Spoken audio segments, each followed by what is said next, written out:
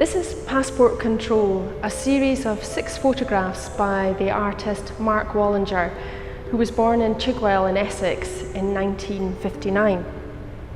They're on display in Gallery 9, along with other examples of modern and contemporary art drawn from our permanent collection.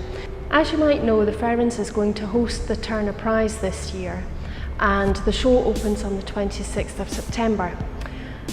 Wallinger was actually the winner of the 2007 Turner Prize, but he was nominated before that in 1995, and it was in that year that the Ferens also purchased Passport Control. The artwork was actually made a few years before in 1988, and so it's one of the earliest works in Mark Wallinger's career. It shows the beginnings of his experiments with a wider range of media. Initially, when he was at art college, he focused on painting, but after this, at this sort of period in the late 80s, he began to diversify and he began to explore working with photography and film, installation, sculpture, and a whole variety of different media.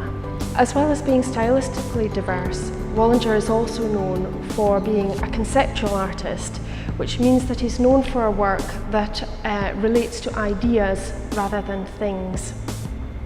His work is also known for being very politically engaged, so it makes social comment, and the particular themes that he often focuses on are nationalism, also on class and on loyalty. Wallinger describes his main concern as the politics of representation and the representation of politics. To make Passport Control, Mark Wallinger went into a simple photo booth in a Woolworths near where he lives in London, and he made himself a series of sets of passport photographs. He took those away to his studio and he then doodled or scribbled over these very tiny images of his own face using a black marker pen and some Tipex.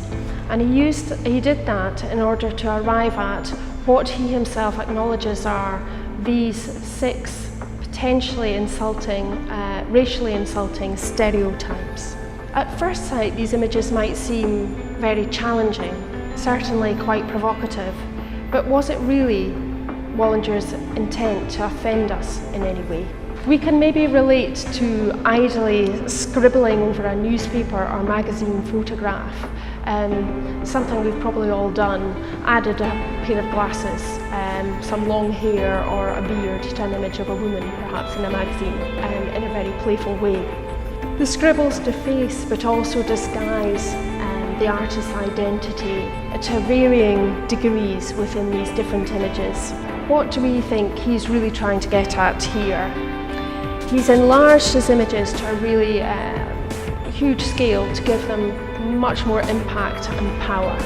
And I think what he's doing is asking us to reflect on how we feel with our passport if we're at a border crossing or if we're going through passport control at an airport. I think as he also makes explicit in the title of the work, Passport Control, and by confronting us as the viewer with these images, we effectively become the immigration official. We are looking and making judgments on these people, and we are being asked to reflect, who do we trust? Who do we let in? Based on the fact that we're all sometimes inclined to make snap judgments based on first appearances of people without any real knowledge of them as individuals.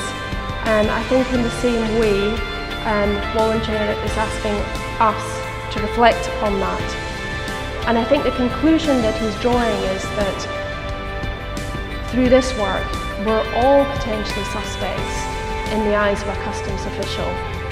And I think that this work, although it was made now 30 years ago, still has a great relevance to the society that we live in, and maybe especially when we reflect on our sort of post-Brexit status.